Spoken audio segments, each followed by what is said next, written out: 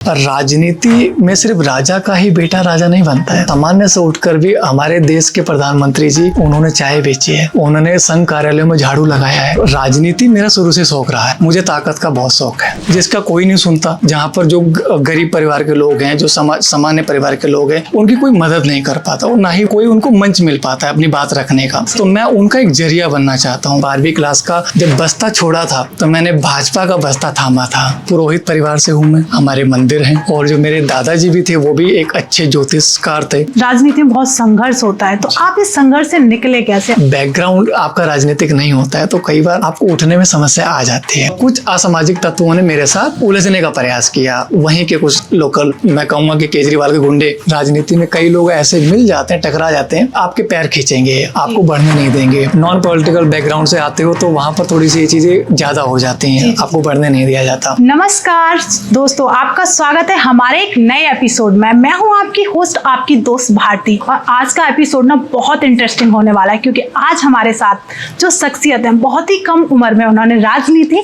और एस्ट्रोलॉजी में एक अपनी पहचान बनाई है। हमारे साथ हैं श्री दीपक तिवारी जी, जो कि पूर्व प्रदेश प्रचार मंत्री और पूर्वांचल मोर्चा भाजपा के दिल्ली से हैं। तो आज हम उनसे बात करेंगे कि उन्होंने बहुत कम एज में राजनीति और एस्ट्रोलॉजी को कैसे बैलेंस किया। तो चलिए क्यों ना हम अपने ही गेस्ट से बात करते हैं। नमस्कार दीपक जी, कैसे हैं आप? मैं बहुत अच्छा हूँ जी। दीपक जी, मुझे ये बताइए, एक बहुत छोटी एज में आपने एक तरफ राजनीति और एक तरफ एस्ट्रोलॉजी किस तरीके से बैलेंस किया है और कैसे आपको राजनीति ने प्रभावित किया? एस्ट्रोलॉजी से मैं शुरुआत करना चाहूँगा कि पुरोहित परिवार से हूँ मैं, हमारे मंदिर हैं और जो मेरे दादाजी भी थे वो भी एक अच्छे ज्योतिषकार थे और उन्हीं से हमने, आज भी मैं उनकी कुछ किताबें हैं जो वो पढ़ते थे वो मैं आज भी पढ़ता हूँ। ज्योतिष तो हमारा पीछे पारिवारिक ही एक श्रेणी है हमारी, जो चैन हमारी चल रही है। और राजनीति मेरा शुरू से शौक रहा है, बचपन से ही मेरा शुरू से शौक रहा है।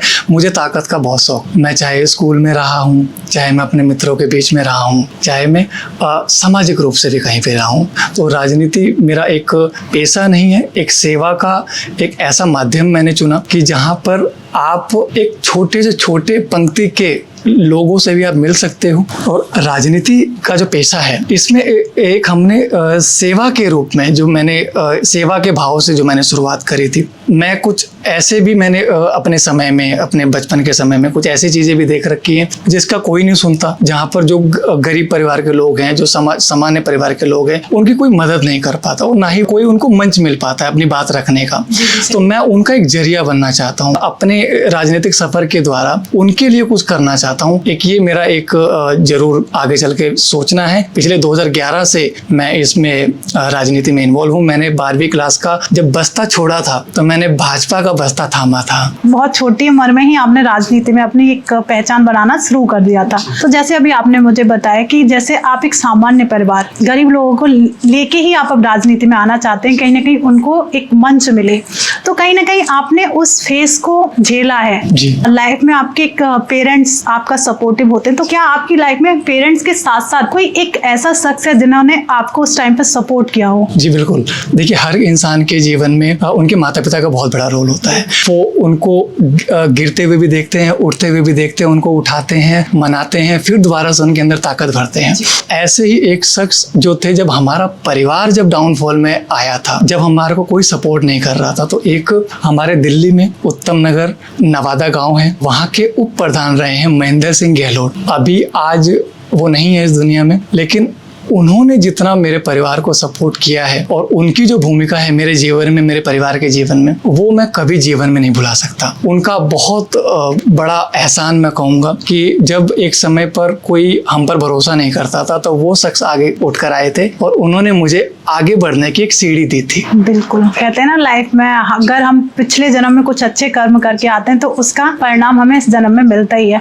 ऐसे ही क्यों ना हमें राजनीति में आप बताइए कि राजनीति में आप किन किन नेताओं का आप पे प्रभाव रहा उन लोगों का, और कौन से वो नेता हैं जिनसे आप बहुत प्रभावित हैं या उनका बहुत अच्छा रोल रहा है आपकी? हाँ, राजनीति में बहुत से ऐसे नेता हैं। मैं एक सामान्य सा कार्यकर्ता हूँ, तो मैं बहुत राष्ट्रीय स्तर के नेताओं तक मेरा संपर्क नहीं हो पाया, लेकिन जितने भी नेताओं से मेरा संपर्क हुआ है, भाजपा में खास तौर पर मैं बताना चाहूँगा, जिन्होंने मुझे बहुत ज़्यादा सपोर्ट किया राजनीतिक रूप से, संजय जोशी जी। वो पूर्व में राष्ट्रीय संगठन महामंत्री भी रहे हैं भाजपा में और उनका बहुत बड़ा रोल रहा है गुजरात में भाजपा को पैदा करने में, भाजपा की सरकार बनाने में।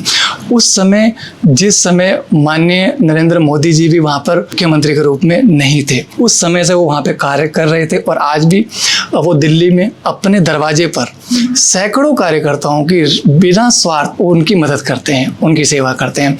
और मेरा सौभाग्य रहा है कि पिछले 2015 से मैं उनसे जुड़ा हूँ और मैं बहुत भाग्यशाली हूँ कि उनका 3 बार मेरे निवास पर भी आना हुआ है, हमारे परिवार से मिलना रहा है। और हर राजनीति के हर एक पड़ाव पर, जहाँ पर भी, चाहे वो किसी कोई भी कार्यशैली में अटकना हो या कोई भी कार्यशैली में बढ़ना हो या हमारे व्यक्तिगत रूप से जुड़े हुए लोगों के जो काम करवाने हो, तो उन्होंने हर जगह मेरे जैसे कार्यकर्ताओं को आगे बढ़ाने का काम किया है और मैं उनसे जुड़कर बहुत ही अपने आप को भाग्यशाली समझता हूँ। तो कह सकते हैं ना कि जो हमारे नेता हैं वो कहीं ना कहीं युवा मोर्चा उन लोगों को सपोर्ट करते हैं, कहीं ना कहीं उन्हें जो भी परेशानी आती है वहां से निकालते हैं। तो जैसे हमारी आपकी बात हो रही थी तो आपने कई ऐसे फेस बताए थे जो इस आपके जीवन को प्रभावित किए, तो मैं थोड़ा थोड़ा उन सब के बारे में आपसे जानना चाहूंगी। माननीय संजय जोशी जी तो बिल्कुल हैं ही, और एक दिल्ली के हमारे पूर्व में महामंत्री रहे हैं, मेयर रहे हैं नॉर्थ एमसीडी के, और अभी हाल ही में हमारे जो दिल्ली में लोकसभा का चुनाव रहा है उसमें वो प्रभारी भी थे, इंचार्ज भी थे पूरे वेस्ट दिल्ली के, और उनका नाम है जयप्रकाश जेपी जी। जयप्रकाश जेपी जी जी, वो सदर विधानसभा से 3 बार विधानसभा का चुनाव भी लड़े हैं और पार्टी में, दिल्ली भाजपा में कद्दावर नेता के रूप में जाने जाते हैं और बहुत जगह उनको दिल्ली का मोदी भी कहा जाता है। तो उनसे मेरे बहुत घरेलू संबंध हैं। उनका मुझे इतना प्यार मिलता है जैसे माननीय संजय जोशी जी का मिलता है। मैं उनके घर में रसोई तक जा सकता हूँ। कभी भी अगर मेरे को किसी भी रूप में मुझे किसी भी प्रकार की बात होती है, कोई कार्य होता है जो हम कहीं और नहीं रख सकते हैं, या हमें पता है कि हमारे जो जयप्रकाश जेपी जी हैं वो तुरंत उसको कर देंगे, तुरंत समाधान कर देंगे, तो वो काम भी मैं उनके पास लेकर के जाता हूँ। अपने युवा साथियों को मैं उनसे मिलवाता हूँ। सदैव वो, जब भी मैं उनसे मिलता हूँ तो कुछ ना कुछ मुझे कुछ सीखने को ही मिलता है नया राजनीतिक रूप में। एक जो अच्छी बात मैं उनके अंदर और कहूँगा, ऐसे नेता हैं कि आप अगर दिल्ली में 20-30 किलोमीटर से दूर से चलकर आ रहे हो उनके घर पर, तो वो उस चीज़ का सम्मान रखते हैं, वो उस चीज़ को समझते हैं कि अगर कोई कार्यकर्ता, कोई साथी, मेरा पुराना आदमी अगर घर से निकला है तो उसकी गाड़ी का तेल भी लगा होगा, वो अपना समय का कोई काम भी छोड़कर आया होगा, तो उसकी वो कीमत जो है वो उसको समझते हैं। जैसे माननीय संजय जोशी समझते हैं, उनके दरवाजे पर आज तक कोई बिना चाय पानी के नहीं लौटा है। तो ऐसे एक मेरे जयप्रकाश जेपी जी भी हैं जिन्होंने मुझे बहुत सपोर्ट किया है। और एक समय था जब मैं नजफगढ़ जिले में महामंत्री था युवा मोर्चे का, किसी कारणवश मुझे हटा दिया गया, तो एक वही अकेले नेता थे जिन्होंने मेरे लिए आवाज़ उठाई थी। तो जब से मैं उनसे जुड़ा हूँ 2016 से, और आज तक का सफ़र है कि उनसे मुझे बहुत प्यार मिलता है। और ऐसे नेता हैं कि कभी भी आप उनको कोई मैसेज कर दो, कॉल कर दो, रेस्पॉन्ड जरूर करेंगे। 1 घंटे में करें, आधे घंटे में करें, लेकिन रेस्पॉन्ड जरूर करेंगे। ऐसे नेता हैं। तो कह सकते हैं ना कि बीजेपी के जब राजा ही हमारे बहुत अच्छे हैं, तो बाकी के कार्यकर्ता भी कहीं ना कहीं सामान्य लोग हैं उनसे जुड़ के ही रहते हैं। तो जैसे आपके विचार श्री राजनाथ जी के लिए क्या है? मैं राजनाथ जी के घर पर बहुत समय पहले गया था। तो जैसे मैंने आपको बताया कि हमारा लगाव ज्योतिष में भी है, मेरा पूरा परिवार ज्योतिष से रिलेटेड है। उनके वहाँ पर एक चीज़ देखी जो मैंने एक नोटिस किया कि उनके निवास पर डेली ब्राह्मण आकर के पूजा करते हैं उनके निवास पर। और उनका इस धर्म कर्म को देखकर, इस धार्मिक रुचि को देखकर मैं बहुत प्रभावित हुआ था उनसे कि एक हमारे भाजपा में एक ऐसे लीडर भी हैं कि जिनके घर पर रोजाना एक ब्राह्मण आकर के पूजा करता है। हिंदुत्व को लेके हमारी बीजेपी चलती है। उन्होंने, आपने शायद उनका इंटरव्यू कोई सुना हो, कोई स्पीच सुनी हो, अभी उन्होंने हाल ही फिलहाल में एक चीज़ और उजागर करी कि इमरजेंसी में उनको जेल में भी रहना पड़ा था और उनकी माताजी का देहांत हो गया था, और इमरजेंसी में जिस समय वो जेल में थे उनको वापस नहीं आने दिया गया। उनकी माताजी के अंतिम संस्कार में भी उनको सम्मिलित नहीं होने दिया था। ऐसे हमारे पास भाजपा के इतने शीर्ष नेतृत्व जो हमारा कर रहे हैं, ऐसे नेता हैं जो हर एक दर्द को समझते हुए आगे बढ़े हैं। और जैसे आपसे हमारी बात हो रही थी तो आपने वीरेंद्र सचदेवा जी जो हमारे एक राजनेता हैं उनके बारे में आपने बताया था, तो उनके बारे में थोड़ा प्रकाश डालिए कि उन्होंने आपकी लाइफ में कैसे प्रभाव डाला? वीरेंद्र सचदेवा जी हमारे दिल्ली प्रदेश के अध्यक्ष जी। हैं भाजपा के, और उनसे मैं बहुत बार मिला हूँ, मिलने का मेरा सौभाग्य हुआ है। लेकिन मैं एक सामान्य कार्यकर्ता हूँ, तो वो पूरी दिल्ली को संभाल रहे हैं। आने वाला समय चुनाव का भी है, उन्होंने लोकसभा चुनाव भी देखा है। लोकसभा में उन्होंने 7 की 7 सीट भाजपा की झोली में डाली है जितवाकर। तो उनसे मैं प्रभावित हुआ था कि वो एक ऐसे नेता हैं दिल्ली में जो हर एक कार्यकर्ता को जोड़ के चल रहे हैं, हर एक कार्यकर्ता से मिल के चल रहे हैं। कभी आप मैंने ऐसा नेता पहली बार देखा कि जिसने अपने ऑफिस के बाहर बोर्ड लगवा दिया हो कि भाई कोई भी मेरे दरवाजे पे मिठाई और भूखा लेकर के नहीं आएगा, सिंपल आओ, मिलो, कोई काम है काम करवाओ और आप भाजपा से जुड़ो और भाजपा को आगे बढ़ाओ। तो एक ये उनके अंदर मैंने बहुत अच्छी खासियत देखी। दूसरा, अभी हाल फिलहाल में मेरा 28 तारीख को जन्मदिन था। मैंने वाया एक संदेश पहुंचवाया उनसे किसी के थ्रू कि जी मेरा जन्मदिन है, मैं आशीर्वाद लेने आना चाहता हूँ। भागदौड़ी का दौर था, वो नहीं मिल पाए। उनका सुबह 7:30 बजे मेरे पास फ़ोन आ गया। एक सामान्य सा कार्यकर्ता, मुझे नहीं लगता कि वो मेरे को नाम से भी जानते होंगे, लेकिन उनका सुबह 7:30 बजे मेरे पास फ़ोन आ गया कि दीपक, जन्मदिवस की बहुत बहुत शुभकामनाएं, आगे भाजपा को बढ़ाना, भाजपा के रथ को जिताना और ऐसे ही अपने जैसे युवा को भी आगे जोड़कर लेकर के चलना। तो एक ये चीज़ मुझे बहुत अच्छी लगी कि पूरी दिल्ली जो संभाल रहे हैं, उन्होंने मुझे सुबह 7:30 बजे मेरे को जन्मदिन की बधाई दी।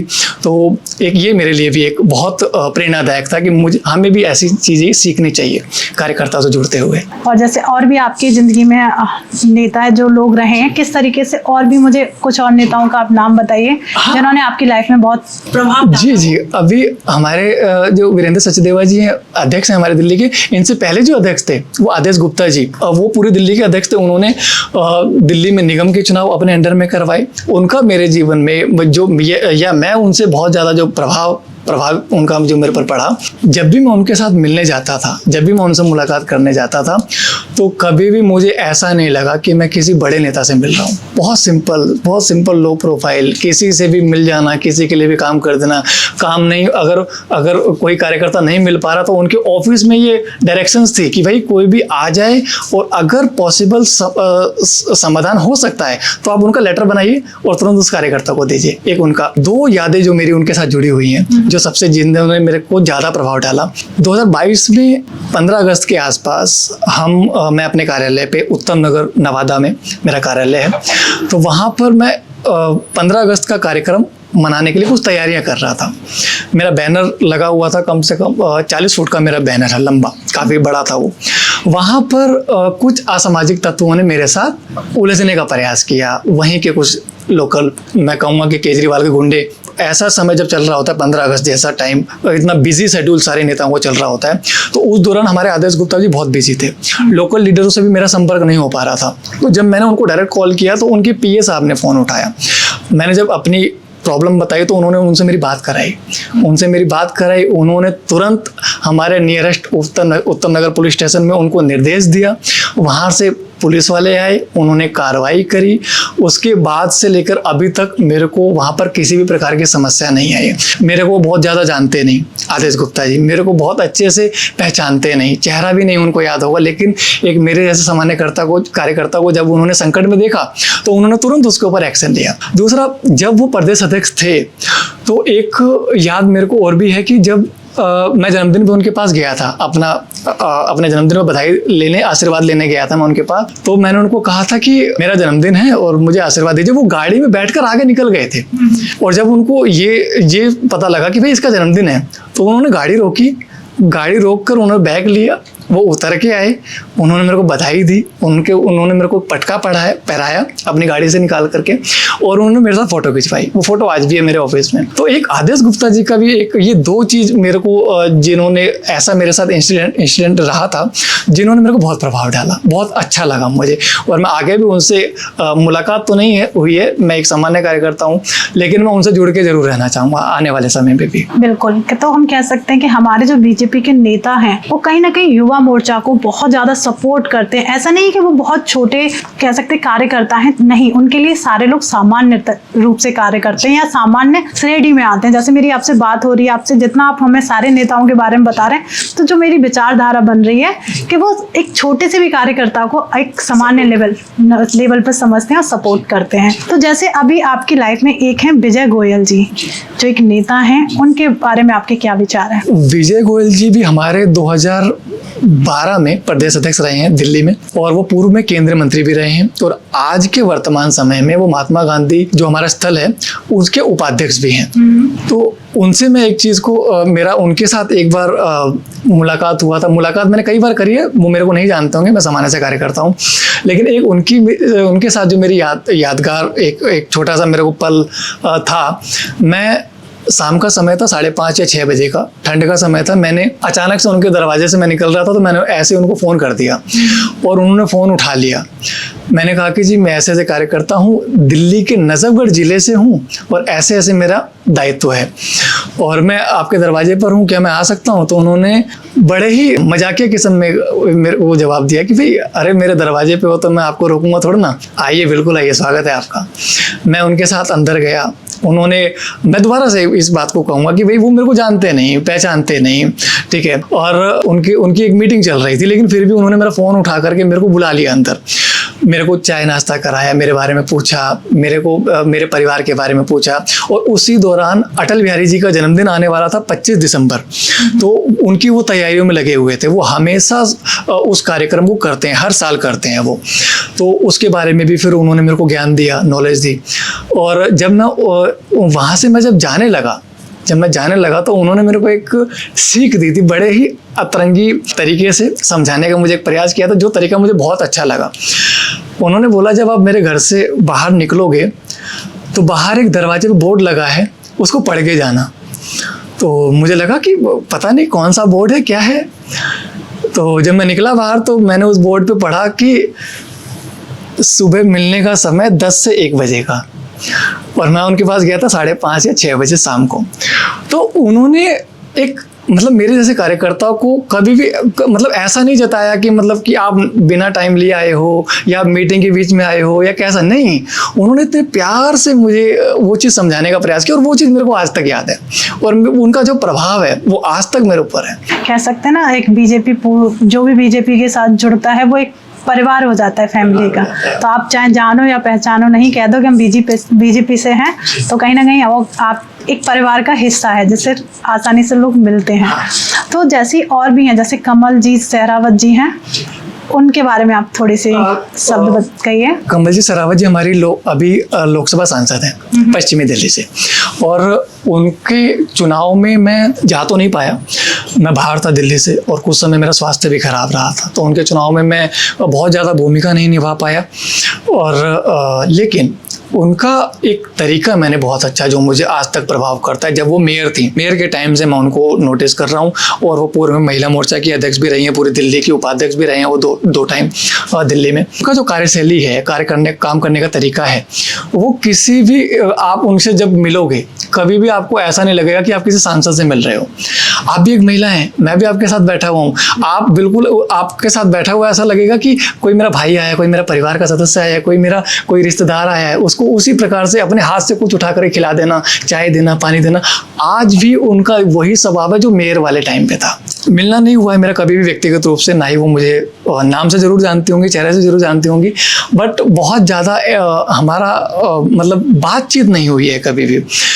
लेकिन उनका जो प्रभाव मेरे जीवन पर पड़ा, जो मैं उनकी एक बात से बहुत ज़्यादा प्रभावित हुआ। अभी हाल फिलहाल में मेरे एक परिचित थे, उनके परिवार में किसी सदस्य की बहुत ज़्यादा हालत ख़राब हो गई थी, स्वास्थ्य से रिलेटेड बहुत ज़्यादा तबीयत ख़राब हो गई थी, तो उनको कोई सपोर्ट नहीं कर रहा था, ना ही उनको कोई सपोर्ट मिल रहा था। मैं उनके ऑफिस में, कार्यालय में बहुत ज़्यादा किसी को जानता नहीं हूँ, लेकिन फिर भी मैं उनके कार्यालय में चला गया, 2-3 लोग मिले, परिचित मिले, बातचीत हुई। उनके जो साथी कंप्यूटर पर जो बैठे हुए थे, उनसे मैंने इस बारे में चर्चा करी, उनके स्वास्थ्य से रिलेटेड जो मेरे से जुड़े हुए साथी थे, और उन्होंने बिना झिझक किए हुए बिना झिझक किए हुए मैंने सिर्फ अपना दायित्व बताया था कि मैं भाजपा से जुड़ा हुआ हूँ और मैं इस दायित्व पर रहा हूँ और ऐसी ऐसी समस्या लेकर के आया हूँ। उन्होंने अपने स्टाफ को भी इतने समझदारी के साथ, इतने प्यार प्रेम के साथ उनको बता रखा है कि उनको किसी को ट्रीट कैसे करना है, लोगों से मिलना जुलना कैसे। उन्होंने तुरंत कहा कि मैं आपका एक लेटर बना देता हूँ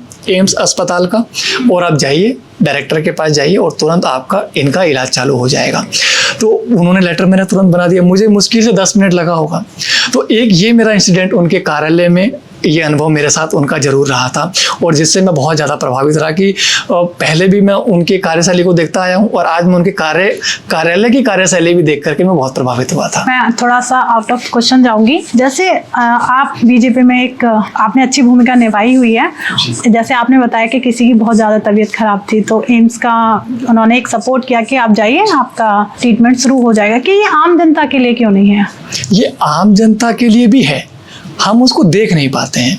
कई बार हम उसको नेताओं की छवि में वो चीज़ छुप जाती है कि भाई अब मान लीजिए कि उनको लगता है कि अब देखिए कोई भी प्रभावित चेहरा होगा, कोई भी प्रभावित नेता होगा, कोई भी प्रशासनिक नेता होगा जिसके पास आज के समय में कुर्सी है, चाहे वो विधायक हो, सांसद हो, चाहे किसी भी उसके पास कोई भी मंच हो, तो वहाँ पर एक जो सामान्य लोग होते हैं, सामान्य कार्यकर्ता होते हैं, उनकी एक इमेज उनके माइंड में एक इमेज बन जाती है कि इनके दरवाजे पे बड़े ही लोगों के काम होते हैं, बड़ी गाड़ियां आती हैं, बड़े बड़े लोगों से इनका मिलना जुलना था, हमारी मुलाकात नहीं हो सकती या हम अपने किसी काम को लेकर के इनके पास नहीं जा सकते।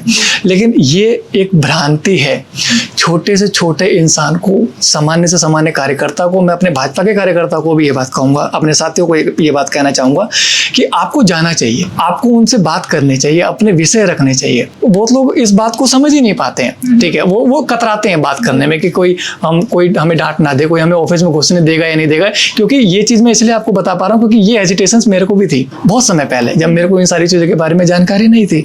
लेकिन जब आप धीरे धीरे किसी के साथ समय बिताते हो या किसी क्षेत्र में समय बिताते हो तो आपको पता चलता है। और मैंने देखा है कि ये जो आपने अस्पताल वाली बात कही है, आपको प्रदेश अध्यक्ष जी भी, हमारे जो वीरेंद्र सचदेवा जी अध्यक्ष जी हैं, उनके दरवाजे पर भी कोई अगर गरीब नॉन बीजेपी अगर जाता है तो वो भी कहीं ना कहीं मदद लेकर के ही आता है, खाली हाथ नहीं लौटता। जो भी संभव समाधान होता है वहाँ पे। कह सकते हैं जो आम जनता है इसमें कहीं ना कहीं पिस रही है, जो कि एक झुग्गियों में जो रहते हैं, बहुत सामान्य परिवार से बिलोंग करते हैं, कहीं ना कहीं उन्हें एम्स में बहुत कुछ झेलना पड़ता है क्योंकि उनका ना ट्रीटमेंट वहाँ नहीं होता। जैसे आपने बताया कि बहुत आसानी से हो गया, तो मेरा क्वेश्चन वहीं से आया था कि आप अगर ऐसा कुछ होता है, जैसे सर ने बताया, अगर आप बीजेपी में नहीं हो, जैसे सर ने जिनका नाम लिया मैम के यहाँ, आप जाके अपनी बात रखिए कि इस तरीके की प्रॉब्लम आ रही है, तो वो कहीं ना कहीं आपको सपोर्ट करेंगे।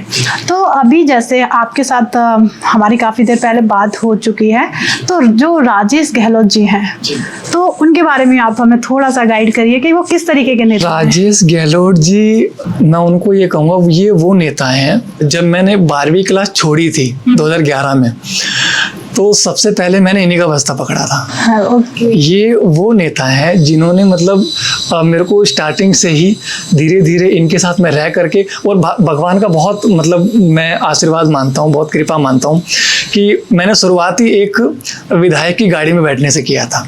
मैंने 12वीं क्लास छोड़ी और मैं सीधा एक विधायक जी से जुड़ा था, सीधा। कोई नगर परिषद नहीं, कोई निगम पार्षद नहीं, या कोई पदाधिकारी नहीं। तो मैं भगवान का भी एक ये बहुत शुक्रिया अदा करता हूँ कि उन्होंने अगर मुझे कभी जोड़ा तो किसी सीधा एक ऐसे लेवल के इंसान से जुड़ा जिनसे मुझे बहुत कुछ सीखने को मिला, बहुत ज़्यादा सीखने को मिला। और राजेश गहलोत जी ऐसे शख्स हैं कि अगर आप वेस्ट दिल्ली में अगर उनका नाम अगर पूछेंगे तो कोई भी इस बात को नकार नहीं सकता कि उन्होंने नेता बनाने की फैक्ट्री अगर हम किसी को कह सकते हैं तो वो राजेश गहलोत हैं। वेस्ट दिल्ली में उन्होंने बहुत नेता बनाए हैं, बहुत नेताओं को पैदा किया है, बहुत निगम पार्षद बनाए हैं, विधायक भी उन्होंने अपने जीवन में बनाए हैं। तो मुझे उनके साथ बहुत चीज़ें सीखने को मिली, लोगों के बारे में, नेताओं से कैसे बातचीत की जाती है, उनसे कैसे मिला जाता है।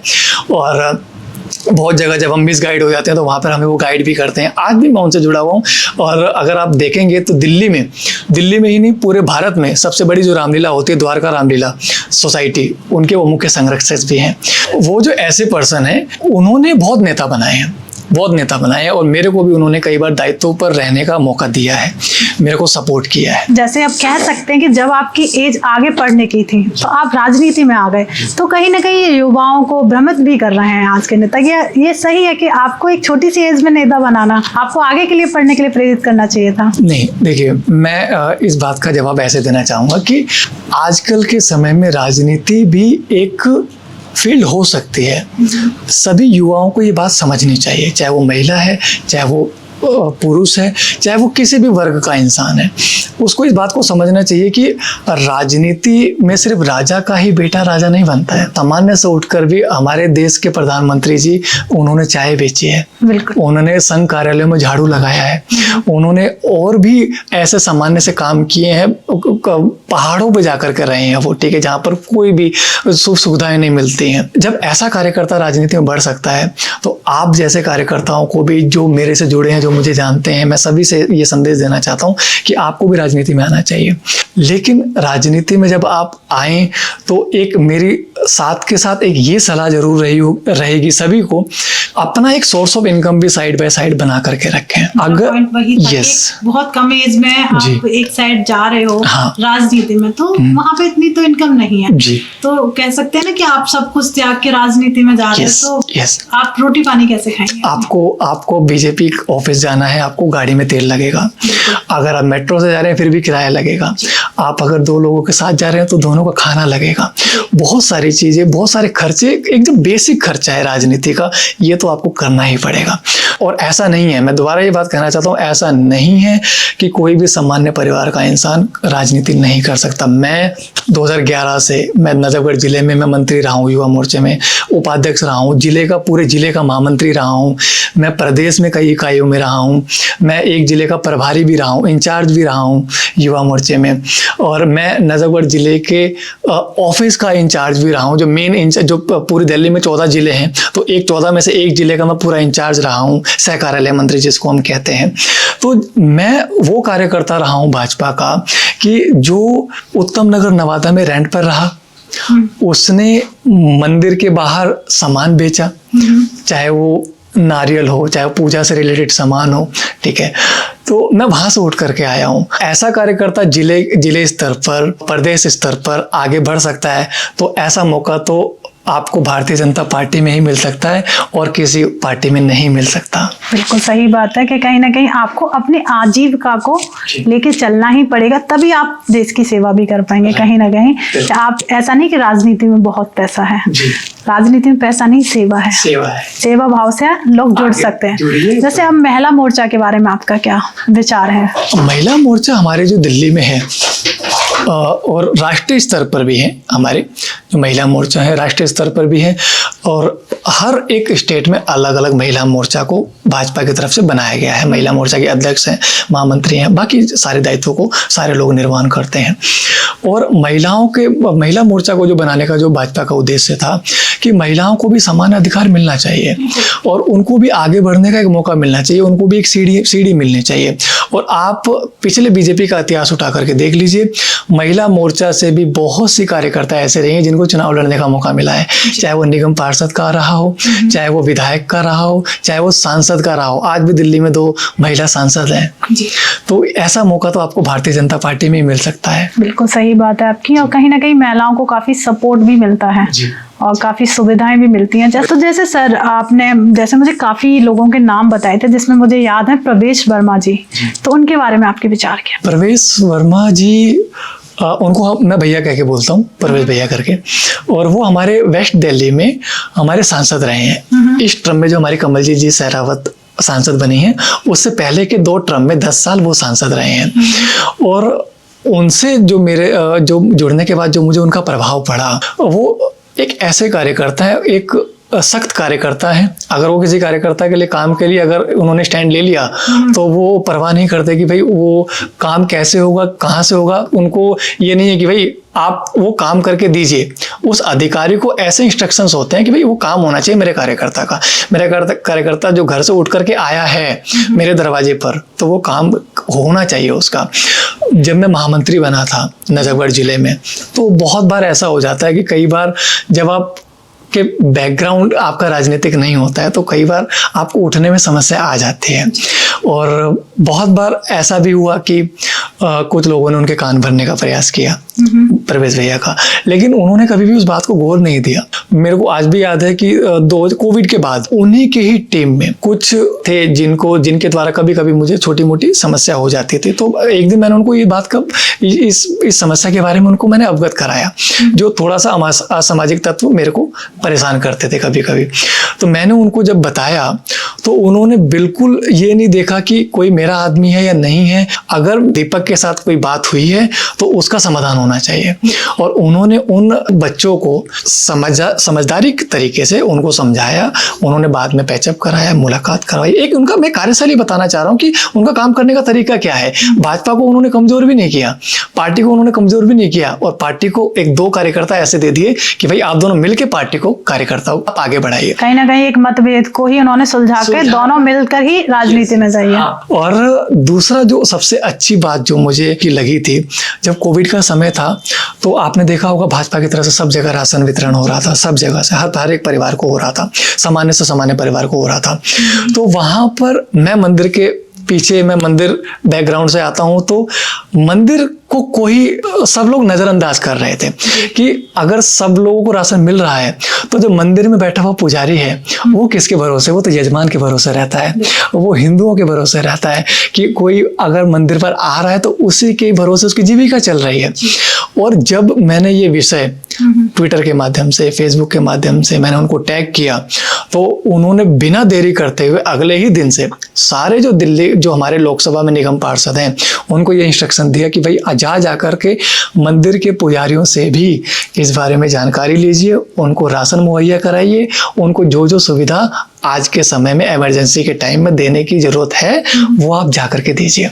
एक ये दो इंसिडेंट मेरे साथ उनके साथ बहुत अच्छे रहे थे, बहुत ज्यादा अच्छे रहे। जैसे कि मान लीजिए देखो इतना कार्यशैली बहुत मजबूत है बीजेपी की, तो कहीं ना कहीं दिल्ली में अभी तक बीजेपी अपना झंडा नहीं गाड़ पाई है, क्या कारण रहा है? देखिए कई बार ऐसा होता है कि दिल्ली के जो सामान्य जनता है, जो एक ऐसा वर्ग है थोड़ा सा इनकी दूसरी चीजों से प्रभावित हो गया है। तो दीपक जी मैं जानना चाहूंगी आपके जो एक नेता हैं सुभाष मग्गू जी, उनके बारे में आप हमें कुछ बताइए उनके बारे में। सुभाष मग्गू जी मेरे जीवन में, उनसे मेरी पहली बार मुलाकात 2012 या 2013 में हुई थी जी। और वो हमारे उत्तम नगर के नेता है, पुराने नेता है। 2008 में भाजपा ज्वाइन करी और भाजपा के दिल्ली का कोई ऐसा नेता नहीं होगा या राष्ट्रीय स्तर पे कोई ऐसा नेता नहीं होगा जो उनको नहीं जानता। और उन्होंने भी मेरा बहुत सपोर्ट किया है, और मैं ये भी कह सकता हूँ कि मेरे व्यक्तिगत रूप से भी उन्होंने लोग काफी सपोर्ट किया आगे बढ़ने।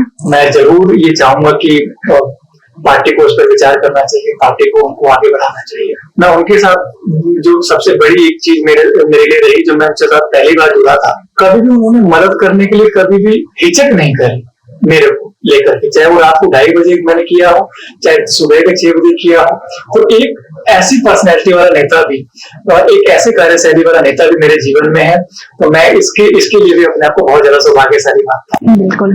तो जैसे कि मैं पिछले साल भी मैंने देखा, मतलब जो पिछले आपके चुनाव गए हैं उसमें देखा है कि 70 सीटों में से भाजपा सिर्फ 8 सीटों पे लेके आई थी। तो आने वाले चुनाव में जो हमारे नेता वीरेंद्र सचदेवा जी हैं, उनके नेतृत्व में हमारी बीजेपी का क्या दायित्व रहेगा? आने वाले चुनाव में जो हमारे विधानसभा के चुनाव है 2025 में, लगभग तय है कि 2025 में जनवरी में होने। मुझे पूरा भरोसा है, मैं पूरे भरोसे के साथ ये कह सकता हूँ कि इस बार वीरेंद्र सचदेवा जी के नेतृत्व में भाजपा दिल्ली में सरकार बनाने जा रही है। और आपने जो कहा कि पहले हम क्यों सरकार नहीं बना पाए, उसमें हमारी कमियां नहीं रहेंगी। उसमें हम एक ये चीज, जैसे इस बार आपने लोकसभा चुनाव में देखा कि कांग्रेस की तरफ से, जिनको हम पप्पू कहते हैं, राहुल गांधी जी की तरफ से जो 1-1 लाख रुपए का जो लालच दे करके जो वोटें मांगी गई, ऐसे ही जो लोगों के दिमाग में ख्याली पलाव डाल कर दिल्ली में जो छोटे और सामान्य वर्ग के लोगों को जो उनका इस्तेमाल किया गया वोटिंग का, वो यही इस बार जनता जाग चुकी है। इस बार जनता ऐसा नहीं होने देगी। भारतीय जनता पार्टी जब दिल्ली में अपनी सरकार बनाकर आएगी तो मैं निश्चित तौर पर दिल्ली वासियों को एक और भरोसे के साथ ये उम्मीद देना चाहता हूँ कि कोई भी किसी भी प्रकार का बाहरी विदेशी रोहिंग्या जो ये आकर के नकली आधार कार्ड, नकली पासपोर्ट, नकली वोट का देने का अधिकार जो इनको मिला हुआ है, ये सारे इनसे छीने जाएंगे। बिल्कुल। इनको चिन्हित किया जाएगा भाजपा सरकार द्वारा, और आने वाले समय में हमारा भाजपा का मोमेंटम भी आना है। उसमें भी बहुत सारी परियोजनाओं के बारे में बताया जाएगा कि हम दिल्ली के लिए और क्या बेहतर कर सकते हैं। वीरेंद्र सचदेवा जी के नेतृत्व में दिल्ली में भाजपा सरकार बनाने जा रहे हैं। जैसे दीपक जी, जैसे आपने बताया कि आप एक एस्ट्रोलॉजर भी हैं, तो कहीं ना कहीं एस्ट्रोलॉजी में जो ग्रह होते हैं वो तो कौन सा एक ग्रह है जो राजनीति को रिप्रेजेंट करता है? देखिए, राजनीति के लिए बहुत से ग्रह रिप्रेजेंट करते हैं, लेकिन सबसे ज्यादा जो लोगों को दिक्कत आती है वो स्ट्रगल करने में दिक्कत आती है। जी स्ट्रगल बहुत होता है राजनीति। जी बिल्कुल। जल्दी से अच्छे अवसर नहीं मिल पाते हैं, क्योंकि देखिए राजनीति अवसर की है। जी। राजनीति में एक शब्द का इस्तेमाल किया जाता है, राजयोग। जी। जिसका राजयोग होता है वही राजनीति में आगे बढ़ पाता है। तो कह सकते हैं ना, कुंडली में जिसके राजयोग है वही राजनीति में जा सकता है। अभी भी मेरे कुछ ऐसे क्लाइंट्स नहीं कहूंगा, जिनको मैं जानता हूँ, नेताओं को, जो हमारे वहाँ निगम पार्षद बने हुए हैं, जो जिनकी वाइफ निगम पार्षद बनी हुई है, उनकी कुंडलियां मैंने देखी है। मुझे पता है कि वो कहाँ कहाँ पर गलतियां कर रहे हैं, कहाँ पर उन्होंने चीजों को ठीक संभाल रखा है। और उनकी कुंडली में वो राजयोग थे, और आकर के उनके थ्रू नहीं मिला, उनकी वाइफ के थ्रू मिला। तो कुंडली में जब हमारा संघर्ष का जो कहा जाता है, संघर्ष सबसे ज्यादा देते हैं शनि देवता जी, जो मेरे आराध्य हैं, शनि देवता। और जिन्होंने इनसे दोस्ती कर दी, जिन्होंने इनको मना लिया, जिन्होंने इनको समझ लिया, उसके जीवन में संघर्ष एक खिलौना बन जाता है जी। और मैंने देखा है जहां पर शनिदेव जिसका साथ देने लग जाते हैं, वहां पर आप देखिएगा सारे 9 के 9 ग्रह में से एक अकेले शनिदेव ऐसे ग्रह प्लेनेट माने जाते हैं। सारे ग्रहों को आप कुछ ना कुछ उपायों से उनसे मना लोगे, लेकिन शनि देवता एक ऐसे लोते ग्रह हैं जिनको आप अपने कर्मों से मना सकते हैं जी। अपने कर्मों को जितना सुधार करके रखोगे, शनि देवता आपको उतना ज्यादा अच्छा परिणाम देंगे। और राजनीति में इनका बहुत बड़ा रोल है, बहुत ज्यादा। तो जैसे आपने शनिदेव के बारे में बताया, तो शनिदेव की पूजा किस तरीके से करनी चाहिए? तो आप मैं ये बिल्कुल आपने सही सवाल किया, और बहुत से लोगों को मैं आपके माध्यम से, आपके मंच के माध्यम से बताना भी चाहूंगा कि कई बार बहुत से लोगों को इस बारे में जानकारी ही नहीं है कि शनि देवता को हर कोई तेल नहीं चढ़ा सकता जी। दूसरा, बहुत से लोग इस बात को लेकर के ऑफेंड हो जाएंगे, लेकिन ये बात सच है कि शनि देवता का जो पूजा हम शनि देवता की जो पूजा हम करते हैं, वो हमारी या तो सूर्य उगने के पहले होती है या सूर्य डूबने के बाद होती है। बहुत से कम लोगों को इस बारे में जानकारी होगी, लेकिन बहुत सारे लोग उनकी दिन में पूजा करते हैं, तेल चढ़ाते हैं बिना कुंडली को एनालाइज करवाए जी। तो जब उनको उसमें प्रॉब्लम आने लग जाती है जीवन में, तो ये कहते हैं कि भाई हम तो पूजा कर रहे थे, हम तो मना रहे थे, लेकिन फिर भी हमारे को इसका फल नहीं मिल रहा। तो यहाँ पर एक कहीं ना कहीं हमको समझना चाहिए। पहले हम अपनी कुंडली में देख जरूर लें, क्या हमको सपोर्ट करेगा तेल चढ़ाना शनि देवता को या नहीं। अच्छा, कहीं ना कहीं के शनिदेव कहीं अच्छी अवस्था में तो नहीं है, या फिर कहीं कह सकते हैं ना नीच अवस्था में तो नहीं है, तो उसके लिए कुंडली देखना बहुत जरूरी है। देखकर ही हम ये पता लगा सकते हैं कि हमको तेल चढ़ाना चाहिए या नहीं चढ़ाना चाहिए जी। लेकिन नीच का शनि है और उसको हम तेल नहीं चढ़ा सकते, तेल नहीं चढ़ाना चाहिए या चढ़ाना चाहिए, ऐसा नहीं है। अच्छा, मैं आपको एक बात और बताता हूँ, नीच का सूर्य, नीच का शनि सरकारी नौकरी भी देता है जी। बहुत लोगों को जानकारी है या नहीं मुझे नहीं पता, बट नीच के शनि देवता भी आपको सरकारी नौकरी देते हैं, बस उनकी प्लेसमेंट अच्छी होनी चाहिए। जैसे कि और भी रहे हैं हमारे, जैसे राहु देव हो गए, केतु देव हो गए, तो इनके बारे में कहीं ना कहीं बहुत मत है कि बहुत जीवन को एकदम तितर बितर कर देते हैं, तो आपके क्या विचार है? राहु हमारे कलयुग के राजा है जी। राहु के बिना आप कुछ नहीं कर सकते। बिल्कुल, हम यहाँ बैठे हैं, हमारे मंच की सारी व्यवस्था है, हमारे कैमरा पर्सन है, हमारे एडिटर पर्सन है, आप हैं, मैं हूँ। अपने आप को, अगर आपको शॉर्ट टर्म में जो अपना नाम कमाना है, बिना राहु के आप नहीं कमा सकते। और राहु एक सोशल मीडिया का जरिया है, और राहु को आप जितना सोशल मीडिया से जुड़ के रहेंगे पॉजिटिव वे में जी, पॉजिटिव वे में, तो वहीं पर आपका राहु भी धीरे धीरे ठीक होना चालू हो जाता है, वो सपोर्ट भी करता है राहु। और शॉर्ट टर्म में आपको जल्दी से जल्दी नेम, फेम, पैसा, एक अकेला प्लैनेट है जो ये देता है, राहु देवता। और केतु देव के लिए आपके क्या विचार है? केतु देवता के लिए मैं यही कहना चाहूंगा, केतु आपके जहाँ पर भी कुंडली में हो वहां से कट ऑफ कर लीजिए, सिंपल सी बात। अब मान लीजिए किसी के सप्तम भाव में केतु बैठा हुआ है, तो क्या वो अपनी पत्नी से कट ऑफ कर ले? मेल की कुंडली में है, अगर किसी फीमेल की कुंडली में, तो पति से कट ऑफ कर ले। उनसे उम्मीद रखना छोड़ दीजिए। ओके, उम्मीद मतलब उनसे उम्मीद को कट ऑफ कर लीजिए कि भाई मेरा जो पार्टनर रहेगा। और पहली बात तो 7th हाउस केतु बहुत सारी चीजों को भी दे देता है, बिजनेस नहीं करने देगा आपको, कभी भी बिजनेस को नहीं करने देगा। पत्नी से कट ऑफ की बात नहीं है, हस्बैंड से कट ऑफ की बात नहीं है, उनसे उम्मीदें करना बंद कर दीजिए ओके कि आप हमें प्यार करो, आप हमें समझो, आप हमें जिस हिसाब से मैं चाह रहा हूँ उस हिसाब से आप करो। आप अगर इस उम्मीद को लेकर के चलोगे तो कभी उम्मीद पूरी नहीं होगी। कह सकते हैं बहुत लोगों का विचार होता है कि 7th हाउस में अगर केतु है तो डिवोर्स हो जाता है। डिवोर्स हो सकता है, ये कंडीशंस होती हैं। अगर मान लीजिए गुरु की दृष्टि है वहां पे तो डिवोर्स नहीं होगा, सेपरेशन हो जाएगा। ओके सेपरेशन भी कई प्रकार के होते हैं। कई लोग सेपरेशन को लेते हैं, लड़की मायके चली गई वो सेपरेशन हो गया। एक घर में रहकर आप बात नहीं कर रहे हो, खाना एक साथ नहीं खा रहे हो, अलग अलग कमरे में सो रहे हो, वो भी एक प्रकार का सेपरेशन। हाँ बिल्कुल है, वो सेपरेशन नहीं हुआ। इस प्रकार का भी होता है। ओके और जैसे अगर मान लीजिए केतु का प्लेसमेंट 12th हाउस में है जी, तो कहते हैं कहीं ना कहीं 12th हाउस में केतु का प्लेसमेंट काफी अच्छा रहता है। छठे का राहु हो गया इसका मतलब। छठे का राहु जो होता है, आपका शत्रु कभी जीवन में आपके सामने टिक नहीं पाएगा। हाँ कभी भी नहीं। आप कुछ भी देख लीजिएगा, आप सिर्फ मन से बात निकालिए कि मेरा फलाना शत्रु है या कुछ, वो अपने आप निपटता जाएगा। और 12th जब भी राहु और केतु की ऐसे पोजीशन पे प्लेसमेंट होती है तो ऐसे जातकों को थोड़ा सा अपने बर्थ प्लेस से दूर हो जाना चाहिए। ओके बर्थ प्लेस से दूर अगर वो पर्सन जाएगा तो उसे ग्रोथ निश्चित तौर पर मिलेगी। एक छोटा सा नेगेटिव पॉइंट ये हो जाता है कि कई बार देखा गया है कि नॉन वेज ड्रिंक स्मोक में कई बार ऐसे जातकों का इन्वॉल्वमेंट हो जाता है। बिल्कुल। और शॉर्ट टर्म का तरीका वो ढूंढता है, वो पैसा कमाने का, थोड़ा भागता है, कहीं ना कहीं कुछ गलत रास्ते भी पकड़ लेता है। ये जो सिचुएशन है, प्लेसमेंट है, ये हमारे शेयर मार्केट के लिए काफी अच्छी मानी जाती है। ऐसा जातक अगर अकेले राहु केतु बैठे, कोई प्लैनेट नहीं बैठा, तो शेयर मार्केट के लिए काफी अच्छा। तो इनके लिए कुछ आपके उपाय, अगर किसी के लिए केतु और राहु के लिए आप कुछ साधारण से उपाय बताएं कि वो अपने केतु और राहु को अच्छा कर सके। देखिए, राहु देवता को अगर आपको ठीक करना है, अपने फेवर में करना है, तो सबसे आपको कोई बड़ी पूजा कराने की जरूरत नहीं है। वो आप उनको फ्रेंड बना लीजिए। आप उनको अगर फ्रेंड की तरह ट्रीट करोगे ना, बहुत जल्दी आपको परिणाम देंगे। दूसरा, ब्लैक और ग्रे कलर से थोड़ा सा दूर हो जाइए।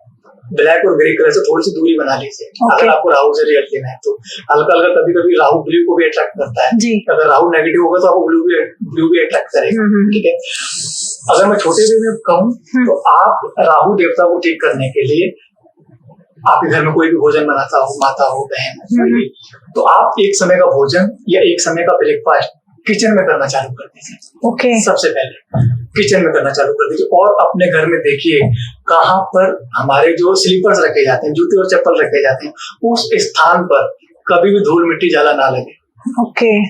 छोटी सी चीजें आप पकड़ लीजिए, आपका राहु आपको आपके अंदर चलना चालू हो जाएगा। बात होगी केतु की। जी, केतु को अगर आपको ठीक करना है तो कई लोग कहते हैं कुत्ते से जुड़ जाइए।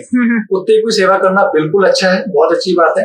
लेकिन केतु के लिए अगर आप जानवरों से जुड़ोगे, कुत्ता, बिल्ली, गौ माता, जो भी आपके घर के आसपास दिखे आपको, पालतू नहीं, लावारिस, जो लावारिस जिनका कोई आश्रय वो नहीं है, ठीक, कोई पालता नहीं है, तो उनको आप भोजन कराना चालू कर दीजिए। अगर आप उनको रेगुलर भोजन नहीं करा सकते तो दिन में 1 पैकेट बिस्किट खिलाइए उनको, दिन में 1 पैकेट। ये जो है ना बिस्किट वाला, हाँ। उसके लिए मेरा एक ऑब्जेक्शन है। कहीं ना कहीं हम एस्ट्रोलॉजर से वो सुन लेते हैं कि बिस्किट खिलाइए, वो क्या करते हैं सीधे कोई सा भी बिस्किट लिए खिला देते, तो कहीं ना कहीं वो उनको भी बर्बाद कर रहा है। क्योंकि हर एक बिस्किट में मीठा होता है, तो उसके लिए देखना भी पड़ता है कि कौन सा खिलाना है। तो ये चीज भी आप हमारे मंच के द्वारा लोगों को बताइए। मेरी कोई का आता है वो बिस्किट मैंने देखा है, उसमें जो बहुत ज्यादा वो नहीं है, शुगर वगैरह नहीं है, और वो उनको सूट भी करता है जी जानवर। तो कहीं ना कहीं मीठा बिस्किट तो बिल्कुल भी आवारा कुत्तों को नहीं खिलाना चाहिए। अगर आपको अपना केतु सही करना है तो जैसे सर ने बताया बिस्किट की जगह आप एक रोटी बना लीजिए और उनको खिलाइए।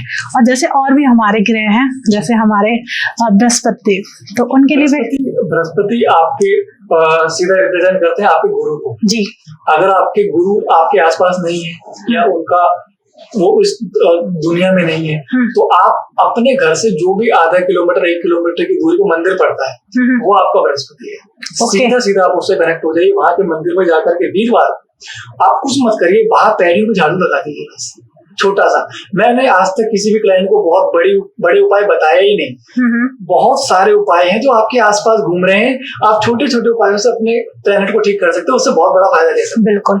तो आप जैसे सर ने काफी 4 प्लैनेट्स के बारे में बहुत छोटे छोटे उपाय बताएं जो आप बहुत आसानी से कर सकते हैं, तो जो बाकी के हमारे प्लैनेट्स बते हैं तो उनका भी आप छोटा सा ब्रीफ कर दीजिए, छोटे छोटे उपाय बता दीजिए उनके भी। हमारे एक प्लेनेट है शुक्र देवता जी, जो जैसे हमारे एस्ट्रोलॉजी में कहा जाता है कि 2 ग्रुप हैं, एक देवताओं का ग्रुप अलग है और एक दानवों राक्षस ग्रहों का ग्रुप अलग है।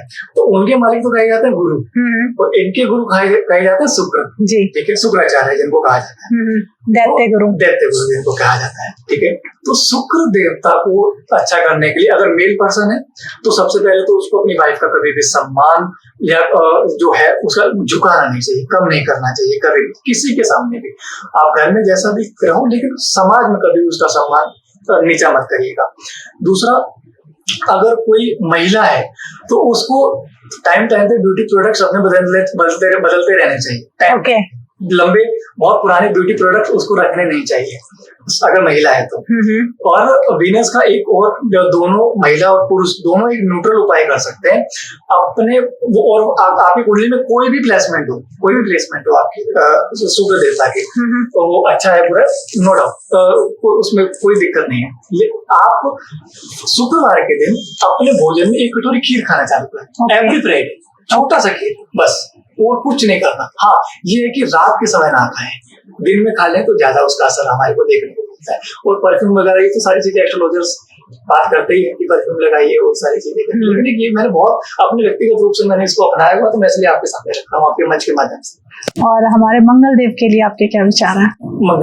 मंगल देवता जो है हमारे कुंडली में हमारे भाई को रिप्रेजेंट करते हैं, हमारे घर में, हमारे परिवार में, हमारे कुंडली में। तो अगर आपके भाई हैं, आप अपने भाई से संबंध बना करके रखिए। अगर बहुत कई बार हो जाता नहीं मेल खा पाता, मानसिकता नहीं मिल पाती, सबके अपने अपने विचार होते हैं, बिल्कुल, तो आप कभी भी उसका अपमान मत करिए। आप उसकी बात से असहमत हो सकते हैं लेकिन उस बात को लेकर के कहीं उसको अपमानित मत करिए या उसके साथ कोई बेईमानी मत करिए, ठीक है। दूसरा, आप जमीन से जुड़ जाइए, भूमि से जुड़ जाइए, पेड़ लगाना चालू कर दीजिए। अगर पेड़ नहीं लगा सकते तो किसी पेड़ की उसकी व्यवस्था सेवा करने चालू कर दीजिए, उस पेड़ से जुड़ जाइए आप, आपका मंगल कहीं ना कहीं आपको। और हाँ, आप हर मंगलवार को या महीने के किसी मंगलवार को उसी पेड़ में थोड़ा सा खोदिए और उसी मिट्टी को दोबारा दबाइए, उससे भी आपके मंगल धीरे धीरे आपके बहुत ज्यादा अच्छे हो जाएंगे। ठीक है, तो अब हमारे बचे हैं चंद्रदेव जी। तो एस्ट्रोलॉजी में इनको रानी कहा जाता है, रानी का दर्जा दिया गया जी, एस्ट्रोलॉजी में, ज्योतिष फील्ड में। तो इनके लिए आप सिंपल सा एक, जो मैंने अपने व्यक्तिगत रूप से मैंने इनको देखा है, जो हमको परिणाम मिलता है, सिंपल सोमवार को जाइए, शिवलिंग पर जल चढ़ाना चालू कर दीजिए, कुछ मत करिए। और उसमें दूध की भी मात्रा बहुत कम रखिए। अगर आप दूध रख रहे हो तो उसमें 2 बूंद ही सही गंगा जल जरूर डालिए, क्योंकि शिव जी के माथे पर गंगा विराजमान है, ठीक है। तो आप उसको जब मैच करके चलोगे तो आपको परिणाम जल्दी मिलेगा। और जैसे हमारे ही इसी में ही बुध देवता जी आते हैं। बुध हमारा जो कुंडली में राजकुमार कहा गया है जी। हमारे जो जीवन में जो उनका रोल होता है, हमारी बहन से होता है जी, हमारी मौसी से होता है, ठीक है। और हमारे जो भाई की वाइफ होती है उन सबका होता है। तो आप सबसे पहले इनसे अपने संबंधों को ठीक करने का प्रयास कीजिए। नहीं हो सकता, कोई ऐसी परिस्थिति नहीं कर सकते, तो कभी भी उनका अपमान मत करिए, कभी भी उनसे कभी भी उनको कोई उनका बेइज्जत करने का प्रयास मत कीजिए या उनके खिलाफ कोई षड्यंत्र रचने का प्रयास मत कीजिए जी। और बुध देवता को सबसे अच्छा करने के लिए आप एक दुर्गा चालीसा, मैंने बहुत देखा है, बुधवार के दिन आप दुर्गा चालीसा का पढ़ना स्टार्ट कीजिए और हरी सब्जियों का प्रयोग कीजिए बुधवार के दिन अपने भोजन में। हरी चीजों का आप अगर इस्तेमाल करना चालू कर देते हो, आपको सिर्फ यही 2 चीज करनी है। आपका बुध, ये सारे जो भी मैंने आपको उपाय बताए हैं, इसमें आपको अपने ग्रहों की प्लेसमेंट देखने की जरूरत नहीं है। आप ये जनरल हर एक इंसान इन उपायों को कर सकता है, हर एक जगह। डेट ऑफ बर्थ नहीं है, कुंडली के बारे में कुछ पता नहीं है, तो वो लोग भी अपने हर एक ग्रह को बहुत आसानी से अच्छा कर सकता है, जैसे सर ने बताया। तो सर बताइए, क्या एस्ट्रोलॉजी लोगों के जीवन में कितना प्रभाव डालती है? एस्ट्रोलॉजी लोगों के जीवन में बहुत ज्यादा प्रभाव डालती है। लोग आपने अपने जीवन में बहुत से लोगों को ऐसा देखा होगा कि इनके अंदर वो काबिलियत नहीं है लेकिन वो फिर भी बड़े हुए हैं, कहीं ना कहीं उसके पीछे भाग्य का रोल है, उसमें कहीं ना कहीं उनकी कुंडली के प्लेनेट का रोल है जी। और ये चीज आपको मिल जाएगी, मीडिया हाउस में मिल जाएगी, हीरो जो बॉलीवुड है उसमें मिल जाएगी। बहुत सारे ऐसे कलाकार हैं जिनके अंदर कैपेबिलिटी नहीं है, प्रतिभा नहीं है। हाँ, लेकिन वो एक चढ़े हुए हैं। मैं अपनी राजनीति में मैं ये बात कह सकता हूँ कि उनके अंदर बहुत सी योग्यताएं नहीं है, लेकिन उनके तारे सितारे ऐसे हैं कि वो कहीं ना कहीं, हाँ, मैं छोटे एक लाइन में अगर मैं कहूँ एस्ट्रोलॉजी को लेकर के, तो एस्ट्रोलॉजी आपका जीवन का मैप है, गूगल मैप है। आपके आने वाले समय में आपको कहाँ पर राइट लेना है, कहाँ पे लेफ्ट लेना है, कहाँ पे ट्रैफिक है, कहाँ पर रुकना है। रुकना भी बहुत जरूरी होता है हमारे जीवन में कई बार। जी जी। तो एस्ट्रोलॉजी हमारा वहां पर काम आती है कि आपको ये चीजों को पता चल सकता है कि भाई आने वाले समय में ऐसा होगा, तो आप अपने आप को संभाल सकते हो जी, रोक सकते हो। तो एस्ट्रोलॉजी का महत्व है, 75% हमारे जीवन में महत्व है। बिल्कुल, जैसे सर ने बताया, तो कहीं ना कहीं जो एस्ट्रोलॉजी है एक मैप की तरह काम करती है कि आने वाले समय में जो भी परेशानी आ रही है उनके बारे में हम जान सकते हैं, उस चीज को थोड़ा ठीक कर सकते हैं। सर, जैसे आप राजनीति में हैं, तो जो आज के जो युवा लोग हैं जो राजनीति में आ रहे हैं, प्रवेश कर रहे हैं, तो उन लोगों को आप क्या टिप देना चाहेंगे और क्या मैसेज देना चाहेंगे सर? आज के समय में जो राजनीति में आना चाह रहे हैं और जो आ रहे हैं, खासतौर पे जो हमारी उम्र के हैं, जो हमारे युवा साथी हैं, जिनको मैं देखता हूँ अपने हमारे पश्चिमी दिल्ली के क्षेत्र में, हमारे जिले में, तो उनको एक चीज याद रखनी चाहिए कि आपको संघर्ष तो करना पड़ेगा जी। संघर्ष आप नहीं छोड़ सकते, और आप जिसके साथ जुड़ जाओ ना, जिस भी आप नेता के साथ जुड़ जाओ, उस नेता को कभी छोड़ो मत जी। उसके देखिए, नेता को जानने की भी कई क्वालिटीज होती हैं। मैं बेसिक से 3 क्वालिटी बता देता हूँ। उस नेता को कभी जीवन में मत छोड़ो। जो मेरे युवा साथी हैं, जो मुझे सुन रहे हैं इस मंच के माध्यम से, मैं उनको एक बात बताना चाहता हूँ कि जो सा नेता आपका फोन उठाता हो या आपको रेस्पॉन्स करता हो, बैक रेस्पॉन्ड करता हो कॉल पे या मैसेज पे, उस नेता को कभी मत छोड़िए। जैसे सर आप राजनीति में आए हैं दीपक जी, राजनीति में बहुत संघर्ष होता है, तो आप इस संघर्ष से निकले कैसे, आपने इसको कैसे संभाला, तो उसके बारे में हमारे व्यूअर्स को आप बताइए। देखिए, राजनीति में उतार चढ़ाव तो रहेंगे आप जी। हर एक समय आपके समान नहीं रहता।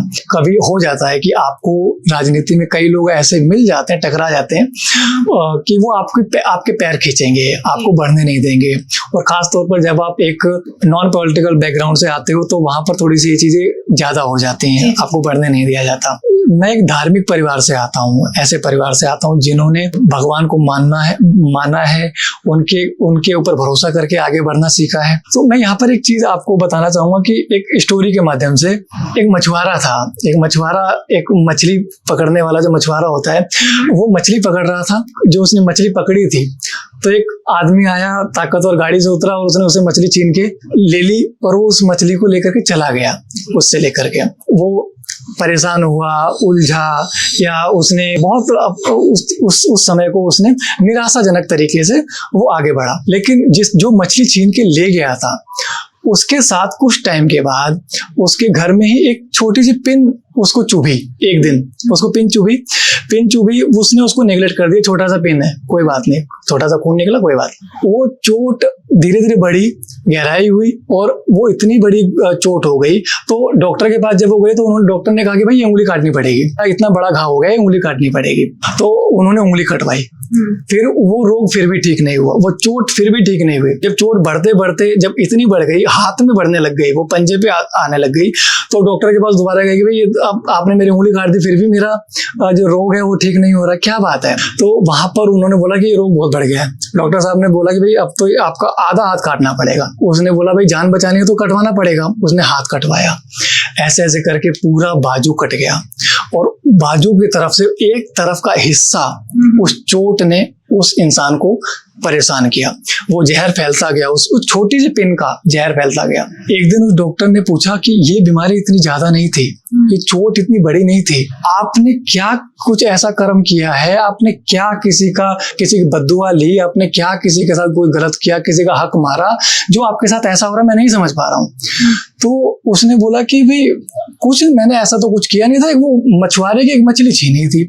तो उसने डॉक्टर साहब ने बोला जाओ उससे जाकर के माफी मांगो, और ये निश्चित तौर पर हो सकता है कि कहीं ना कहीं वही चीज आपको परेशान कर रही है, क्योंकि इसका इलाज डॉक्टर के पास नहीं है। वो गया, उस मछुआरे को ढूंढा उसने, उसी जगह पर दोबारा मिला उस मछुआरे से वो दोबारा मिले। जब वो मिले तो उन्होंने बोला, भाई आप कोई जादूगर हो, टोटके वाले हो, काला जादू करते हो, क्या करते हो, आपने मेरे जीवन मेरा खराब कर दिया। मैंने तो सिर्फ आपकी एक मछली छीनी थी, और आपने क्या कहा ऊपर वाले को, या कुछ आपने क्या किया कि भाई जो मेरे को इतनी बड़ी सजा मिल रही। तो उस मछुआरे का जवाब सुनिएगा जरा, बड़े गौर से सुनिएगा। उस मछुआरे ने कहा कि मैंने तो कुछ भी नहीं किया, मैंने तो बस ऊपर देख करके भगवान की तरफ ये कहा था कि भगवान, इस ताकतवर इंसान ने मुझे अपनी ताकत दिखाई है, तू इसको अपनी ताकत दिखा देना। मैं अपने जीवन में जब भी कोई ऐसा संघर्ष आता है, जब भी कोई मेरे साथ ऐसा कोई दिक्कत आती है, तो मैं भी भगवान को ऊपर से हाथ जोड़ के अपने शनि देवता को, और उत्तम नगर नवादा में एक मंदिर है, दादा भैया मंदिर, उसमें मैंने 8 साल सेवा करी है। मैंने बहुत सेवा करी है उनकी, मैं उनको बहुत मानता हूँ। तो मैं इनके सामने जाकर के अपनी बात को रख देता हूँ और बाकी सब उनके ऊपर छोड़ देता हूँ, और सच में आने वाले परिणाम भी मुझे बाद में बहुत अच्छे ही मिलते हैं। मेरे को हमेशा रास्ता ही दिखा है, कभी मैं ब्लॉकेजेस मुझे फील नहीं हुए अपने जीवन में, जब मैंने ये तरीका अपनाया। तो कह सकते हैं ना, स्टोरी के माध्यम से इन्होंने बहुत एक आसान तरीका बता दिया। किसी न किसी का दिल दुखाया तो वहां उसे भगवान के ऊपर छोड़ दो, अपने कार्य में लग जाओ। तो क्या उसके पीछे नहीं लगना है, छोड़ दो भगवान के ऊपर, अपना जो एक आपका कार्य है उसमें आगे बढ़ते रहिए और कोई भी रुकावटें ज्यादा नहीं आएंगी। संघर्ष तो थोड़ा बहुत हर किसी की लाइफ में होता है। तो स्टोरी से बहुत कुछ सीखने को मिला, और सर से तो बात करके काफी कुछ सीखने को मिला। ठीक है sir, thank you so much. Okay sir, thank you.